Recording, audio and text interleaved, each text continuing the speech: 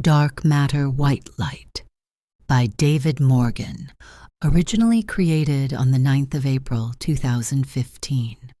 So, what you're saying, Dr. Whitelight, is that only 4% of the universe was created by God? Said a voice from the back of the room. I'm sorry, it's Hazel, isn't it? Said Dr. Whitelight. Yes, I'm Hazel, Mr. Whitelight. Reverend Hazel, said the vicar. Mr. Hazel, you are missing the point. The known universe, the matter is around that figure. 4%. The rest is unknown, so-called dark. Why is it called dark then? Why not God? Replied Reverend Hazel. His choir-like tones rang around the lecture room. The room is full of first-year cosmology students who glare at the visitor. Hazel sits down under the weight of their gazes. The Cambridge lecture room falls silent again. In conclusion, John Whitelight pauses purposefully. My view is that we exist in a cosmological pyramid. The base of that pyramid is dark energy. The next brick up, so to speak, is dark matter. And the top smallest brick is the known matter. But on that top brick, we can find ourselves and all other living things as a single fine grain of sand, the intelligent matter. As an afterthought, he adds, The question still hangs. Where is God? All eyes in the room turn to a despondent Reverend Hazel. Good night, everyone, and have a safe journey home. A polite ripple of applause crosses the room. The students leave as quickly as they can. Another lecture milestone is complete. Another attendance tick. Will you join us in the bar, John? Asks a mature student. Not tonight, Al. The wife's got something on. Replies John, switching off the projector and putting his laptop in his bag. And I've got Edinburgh tomorrow. He was lying about his wife. Alice is at home putting their daughter Jenny to bed. Meanwhile, outside the door stands Reverend Hazel waiting to pounce. He is used to having the final word. John eventually has to leave the lecture room. I didn't want to show you up in front of the boys and girls, Mr. Whitelight. But you see, the universe was made by God from light, not dark. Genesis 1 verse 3. Let there be light. Mr. Hazel tried to forget the inference of dark. Imagine if I had called it hidden matter. John edges away towards the exit. Nothing is hidden from God, shouts Reverend Hazel, his shrill choir voice echoing down the empty corridor. The devil is in the detail, Mr. Hazel, responds John, trying to have the last word in a futile argument, slamming the door behind him. It's Reverend Hazel, shouts Hazel, having the last word. That night John has a restless sleep. At least Hazel was alive. None of the other students in the lecture showed any intelligent responses. He might as well have read the bar menu. At least that would have taken 30 seconds of his time and they might have asked a question. But he still has high hopes for the Edinburgh trip. The lightweight evening lectures in Cambridge are wearing thin. His pretty projected graphics bore him. The stupidest question, how dark is dark matter, grips his attention. Perhaps a laugh around the room is becoming the best part of the evening. Maybe he should become a stand-up cosmologist and go for laughs. He awakes suddenly to shrieks from his wife Alice. Instinctively, he reaches for a tennis racket propped up against the wall to ward off burglars. He uses his unpracticed forehand smash to knock an attacking small animal towards the newly broken window. The small bird is now dead or stunned. God, what happened? Said John. You've killed it. My God, you've killed it, said Alice, investigating the small creature. What's happening, Mummy? Said their small daughter Jenny, running terrified into the room. Go to bed, dear. A small bird hurt itself. No, Mummy. Daddy did it. Daddy will mend it. Alice carries her sobbing 4-year-old daughter back to her adjacent bedroom. Daddy will have to mend it. The cries of a small girl more connected with small animals than adults stand starkly against the dark. In the morning, all is forgotten by John. He is rushing to catch a train to London to get the fast train to Edinburgh. Don't forget I'm taking the sleeper back to London tonight. I should be back for 9 tomorrow morning. We can have breakfast together for a change. He leaves his wife to mend the broken window glass and repair his daughter's emotional hurt.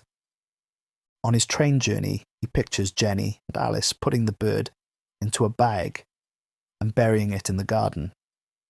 In fact, they use a small tin box given to John as a Christmas present. John was thinking of giving it back this year as a joke.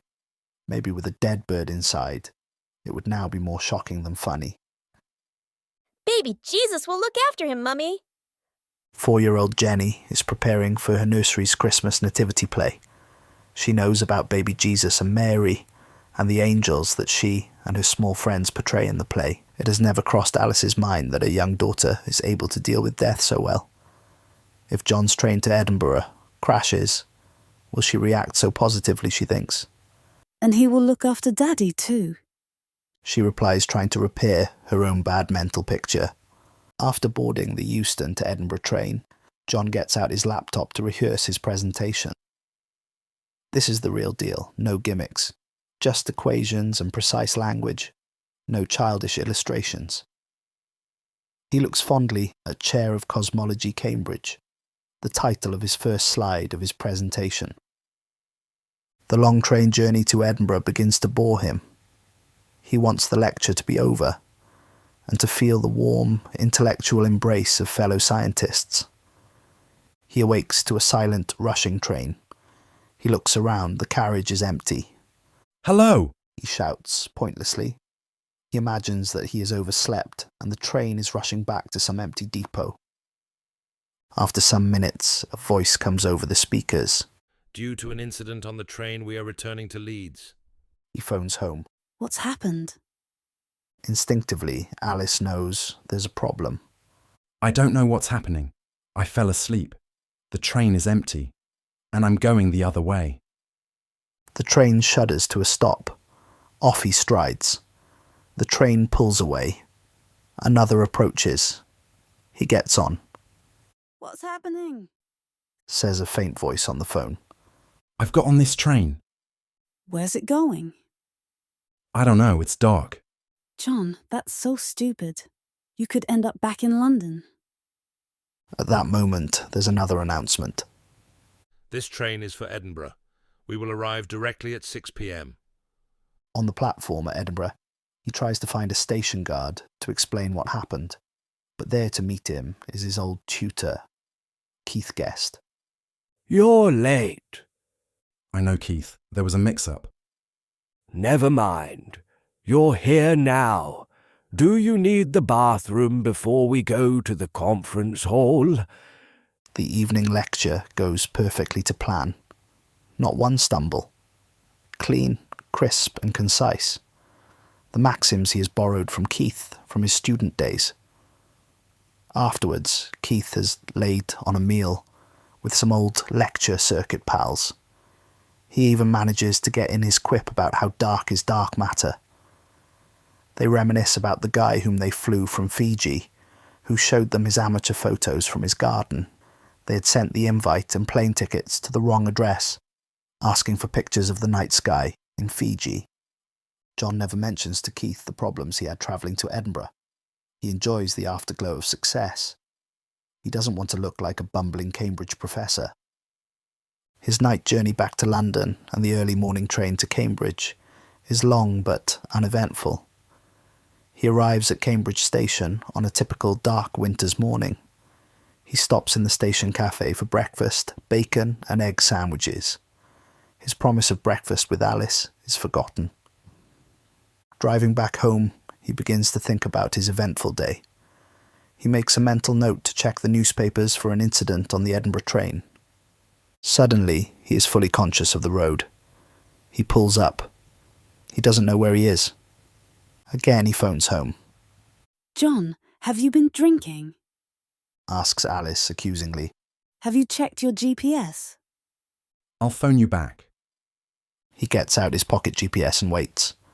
Peterborough. I'm in Peterborough. He phones to tell Alice. Are you okay? Says Alice. Shall I send someone to get you? Don't be silly. I'll be home in 30 minutes. Alice insists John sees the university doctor the next day. Take an aspirin and rest. she says, fearing some sort of heart attack or stroke. The next day, the doctor does the basic heart and blood pressure checks. You look fine. Maybe a few more tennis matches in the summer would be beneficial, but little Jenny must be keeping you fit. The mention of tennis triggers his memory of the bird, the train going the wrong way, and the unexplained car journey to Peterborough. I'm not sure Alice will be pleased, Doc. She was counting on that life insurance payment. He jokes. You've got years left. My God, if you had my problems. John wishes he hadn't started Dr. Nichols off. Here, take these. What are they? The new quack wonder drug, Arnica, safe as a placebo. In fact, well, let's not spoil it. We used to give massive doses of penicillin when I started. How the world turns. After a brief pause. Tell me, John, you're a scientist. How could something so small be of any consequence? I've always thought that about kidney stones, till I had one, Replied John. Didn't I do that op for you in 1982? He said, trying to look like he has had a good grasp of John's medical history. No, I was only a student in Warwick in 1982, Said John. Cambridge didn't have a cosmology department then. Oh, yes. The aged Dr. Nichols peers into his monitor over his bifocals, trying to write up his patient notes, looking like a praying mantis typing. Does it say that there? Quips John. Dr. Nichols perseveres, with his one finger typing. Sorry. Well, is that it? Says John. The doctor fails to notice John has left the room. You can go now. He had forgotten to tell John he was retiring. Later that night, John's daughter Jenny is excited about the nursery Christmas nativity play, now politically correctly advertised as the winter play. Parents are invited to the last rehearsal. It takes place in the nearby Methodist Church Hall in Ely Village. Watching the children march about on the stage, John and Alice wave politely when their daughter performs her part. It is not really their thing. Suddenly, Reverend Hazel appears. Coming into the enemy camp. John smiles and introduces his wife. John asks the vicar why he was at his lecture last month. The heart of the discerning acquire knowledge. The ears of the wise seek it out. Perhaps your students were so quiet I wanted to stir things up a little. John interrupts his flow. Darkness was over the surface of the deep. Oh, you've been reading the book, Says Hazel excitedly. They put them in hotel rooms. Anyway, I needed to find a clever response for future religious infiltrators to my lectures. Little Jenny was telling us all about the little bird that died in your bedroom. Some people used to believe it was an omen of death, a bird entering the house. Well, it died, so perhaps there is some truth in it. Retorts John, a little annoyed that this stranger knows about his family life. I thought it was when they came down the chimney. Retorts Alice, trying to side with John. You must come to tea, Said Hazel. all of you. Jenny loves our little Leo. Leo! Says John. He's our cat, or should I say kitten. Well, one of them. We breed cats. Jenny plays with him backstage. They have a connection. It's unusual because he doesn't seem to like many people. That's why we haven't sold him.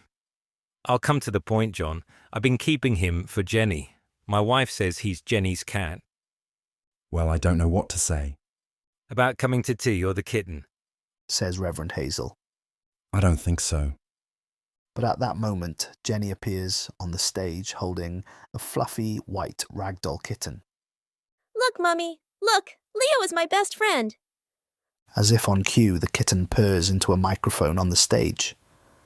Alice smiles and gives John a knowing look. But we haven't got a box.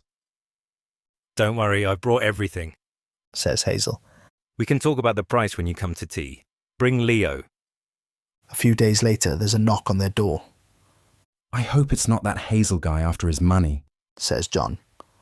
No, it's a gypsy. I mean a traveller.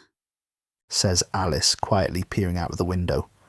Quick, hold the cat, Jenny, before he runs out. Says John. I'll deal with it. Buy my lace, sir. Says the traveller. £10. I have 5 children to feed. No, says John abruptly. The traveller sees the cat behind John. Oh, I can see Death, the cat, his spirit. It's the same as you, mister. It's not natural. The elderly traveller leaves, apparently forgetting about selling the lace. John laughs out loud. I bet she'll be back offering to take the cat off our hands for a $5. Don't laugh, Daddy. Don't let Leo die. Cause a spirit, says Jenny. No, we'll take him to the vet tomorrow and have him checked. The next day at the vet.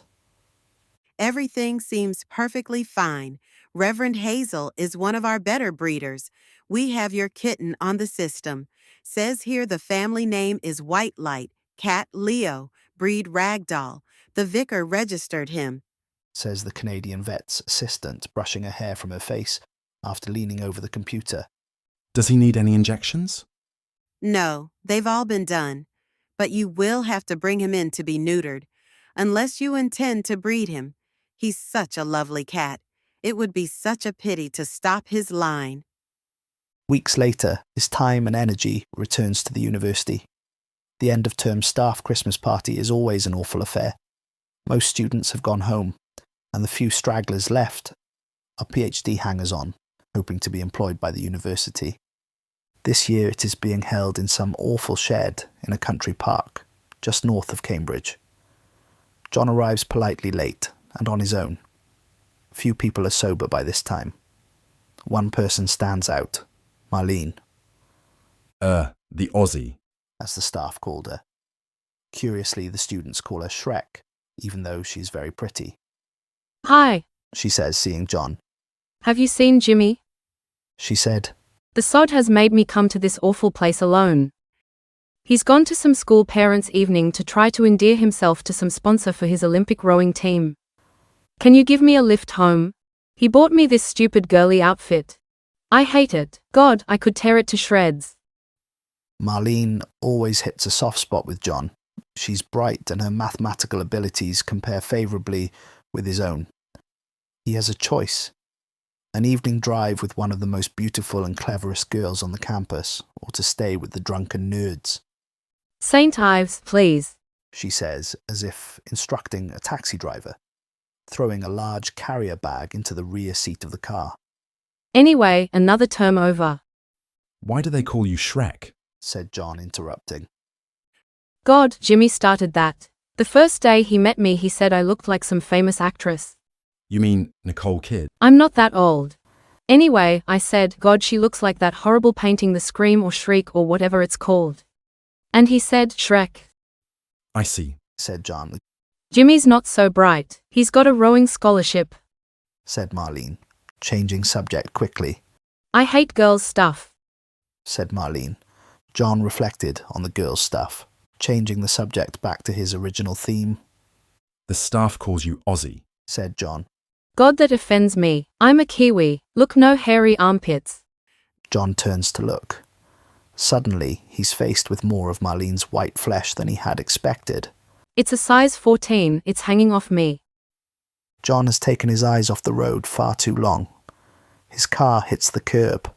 Shit, he says. They pull up in a lay-by about a mile from St. Ives. He has one flat tyre. This is where I get out. Marlene disappears over the dark, unlit verge in the direction of St. Ives.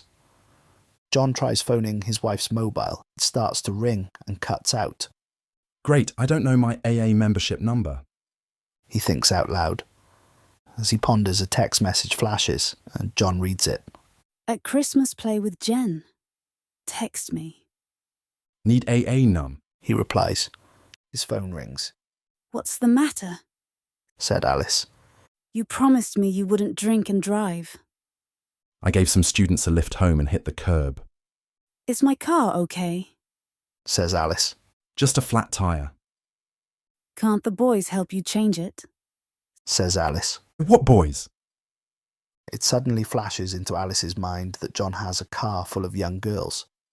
No, they've all scarpered. That's not very nice of them. Youth, drink and drugs, I'm afraid. Says John. Who were they? Says Alice. Oh, just some students at the party. Where are you? Just a mile outside St. Ives on the dual carriageway. just before the sign. Remember where Jenny was sick last summer? I'll pick you up in 5 minutes. You can sort the car out tomorrow. The next day, John evolves a complex plan with the AA to get the car back and to go to work. The car returns to his home towed by a truck. Alice checks the car over for damage. Suddenly, she notices a large shopping bag inside the car. She opens the car. Inside the bag, she finds some ladies' tights and a note. Wear this for me, Shrek. Love J, X, X, X. Suddenly, it all makes sense to Alice. John's forgetful behaviour, the wrong train to Edinburgh, the journey to Peterborough, and the love note in the car. My God, he's having an affair. By the time John gets home, Alice has planned to see her solicitor, leave home and get a job back with her old boss. So what's going on? Says Alice. No more lies. Just tell me who she is. This Shrek girl. She slides the card towards John. Jimmy. Jay is Jimmy Winchester. Shrek is Marlene, the Aussie. He says. Shrek's his girlfriend. She left it in the car. Alice is more angry. He was at Jenny's Christmas play with his rowing team. You gave a lift to Jimmy Winchester's girlfriend, the pretty one. Yes, says John. And you pulled up in the lay-by? No, I hit the curb. If you must know, she flashed her bits accidentally. The dress he bought her was 2 sizes too big. I was startled and hit the curb. Jesus, John, you lied to me. What am I to think? Alice is angry with John all through the Christmas holidays. I've asked Harry for my old job back, she says over breakfast. One morning, John phones an Ely number. This feels very strange to me, but I want to talk with you. Well, why not come to the vicarage tomorrow at about 2 p.m? Said Reverend Hazel. The telephone is so impersonal. Don't you want to know what it's about? Says John. It's usually births, deaths, marriages, or cats, never God these days, says Hazel. The next day, John feels awkward in the vicarage. Have you ever wanted to try something that would destroy everything? Like maybe suicide, said Hazel, fishing for the truth. More like poison. I mean something that you don't want, can't have. Like an affair with a student, said Reverend Hazel, tuning his antenna in. Yes, exactly. I mean, I'm not confessing. It's just sometimes you want something you can't have. When I started in the church, we used to have ladies' choir evenings. There was one woman who could sing like an angel. Perhaps I'm not being clear enough.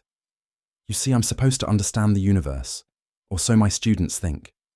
But I don't know myself. But you didn't have an affair. But now your wife thinks you did, and you almost wish you had. Interrupted Hazel. Your grain of sand on the top of your cosmology pyramid has moved. I don't think it was a smart move, says John. The joys of being human, not God. I'm not sure if anything we've both said makes any sense, says John. The Catholics like to think of it as confession, says Reverend Hazel. Don't you have to do something wrong first?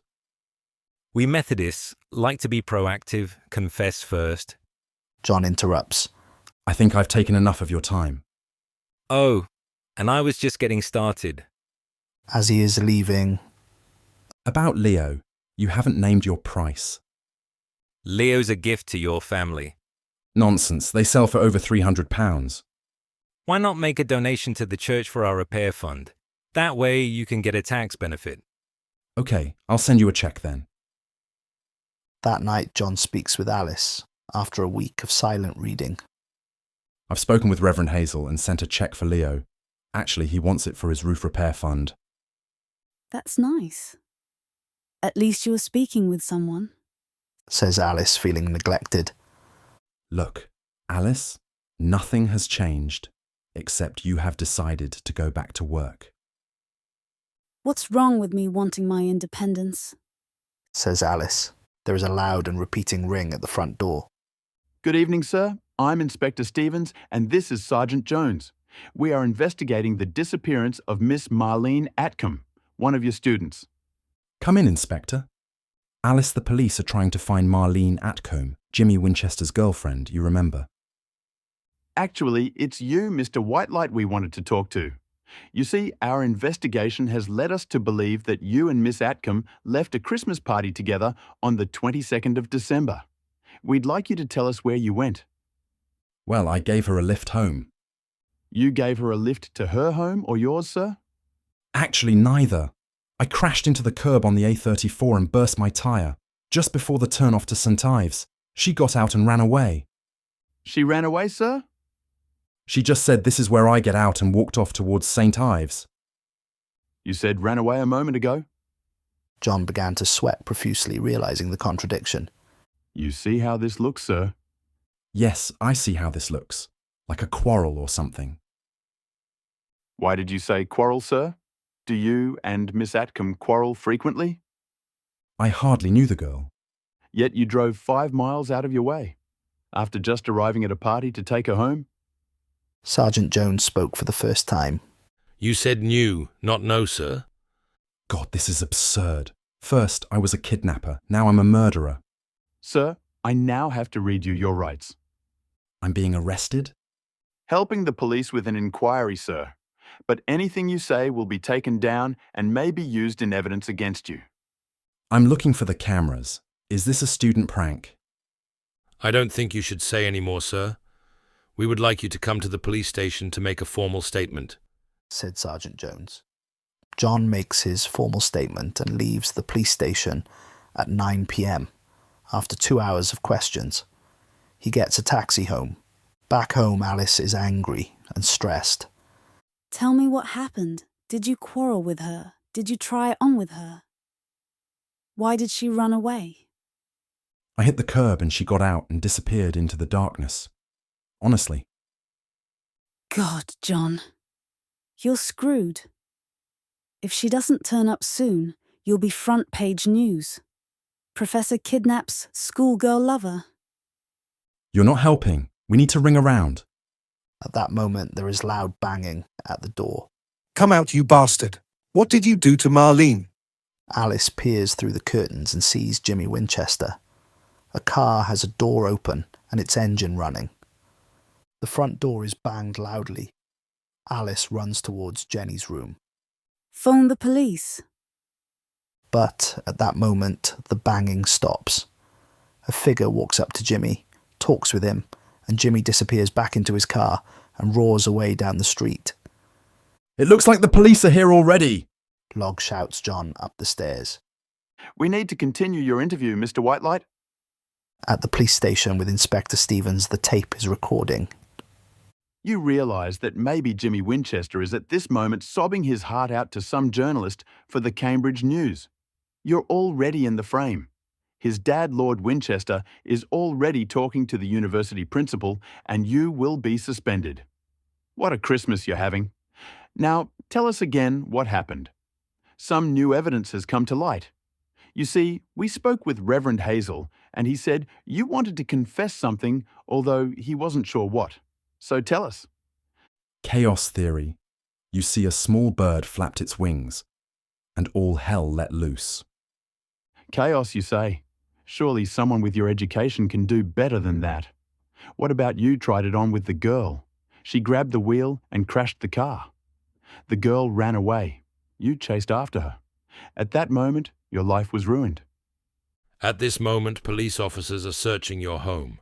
Your wife is distraught. Save her the pain. Confess, said Sergeant Jones. Confess to what? Giving a pretty girl a lift home. They switch off the tape and leave the room. An hour later, they return, putting the tape back on. We found the girl's carrier bag in your home dustbin, with a note. It's getting worse by the minute. They leave again for another hour. This time the tape is left off.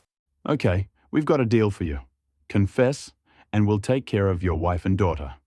We have a safe house. Your solicitor is outside. Make the deal now. But go free and the gloves are off. The boxing metaphor was wasted on John. He had spent his life fighting with equations. I killed a small bird, a chaffinch, with my tennis racket. I'm trying to explain what I meant by my chaos theory reference. My wife buried it in the garden. what are you saying? You buried her? How do you know what sex a chaffinch is? You bastard. You're winding me up, said Sergeant Jones. Dig it up, said Inspector Stevens. dig the whole garden up. John spoke with his solicitor, who told him it wasn't wise to go home and that his wife and daughter were staying with her mother.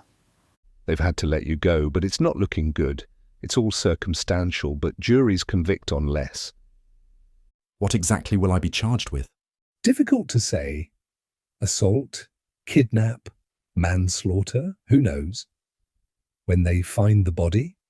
Not just run home to New Zealand? See, that's exactly the sort of detail you ought to avoid. What detail? Knowing her home. Everyone thinks she's Australian. That boyfriend said so on the news. You mean he didn't know? No, and neither do you. She was called Aussie. Keep to the popular facts. The truth will get you hanged. John's solicitor was being over-dramatic, but well-intentioned. You can stay in my holiday cottage. I've told the police. Your home is besieged. John has 2 quiet days in the cottage. He watches pictures of himself on TV and sees students make comments about his so-called strange theories. His wife makes one brief call to say Jenny is missing him. The TV news makes cosmology sound like devil worship, but amongst the chaos, one voice speaks out in his defence. Mr. Whitelight's last action was to donate £300 to the church, said Reverend Hazel. He is a good man. So out of the darkness came light, he thought. He goes over the events of the day she disappeared. She got out in the lay-by. Why? Had she done it before? Did someone see them stop? See her get out? Follow them? Follow her? John needed a miracle. The next day, Reverend Hazel calls. I think you need a friend. John explains the events of the day. So you left the party at 7. You stopped at 7:25. You phoned, then sent a text to your wife at 7:30. She arrived at, say, 7:40 to pick you up. So you only had 5 minutes to go somewhere and get back. Or your wife and daughter colluded with you. I sat in the car. And did what? I listened to Radio Cambridge News. What did they say?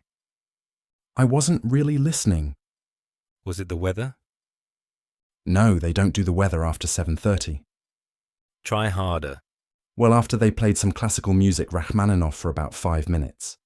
Wait, I'll phone you back, said Hazel. My God, you are so innocent, said Reverend Hazel. I've just checked with the station schedule manager. You are right, but it lasted 7 minutes. So now you've only got 3 minutes. Well, I left a message. With who? With you. I left a message on your answer phone, but I didn't say who I was. Yes, I've still got it. You have to listen for 20 seconds, then speak, say, for 20 seconds. So now you've got 2 minutes and 20 seconds to go somewhere and get back. Wait, it says 7:39 on the answer phone display. I don't know if this sounds silly, but then I got out and relieved myself against the car. So now you've got less than 1 minute. Where's this going to get us? There's no proof. Well, they have to find the body within a minute of your car, or you're in the clear. I'll tell my contacts to get digging, so to speak. The next day, the tone of the news changes. Today, salesman Aaron Smith was found with blood stains in his white van and arrested. They are thought to belong to the missing girl Marlene Atcombe. The innocent Mr. Whitelight will receive a full apology and compensation for the damage to his home. Inspector Stevens did not comment, and is thought to be on leave. At this point, the phone rings. His wife is ecstatic at the unfortunate news. Speak to Daddy, she says to Jenny.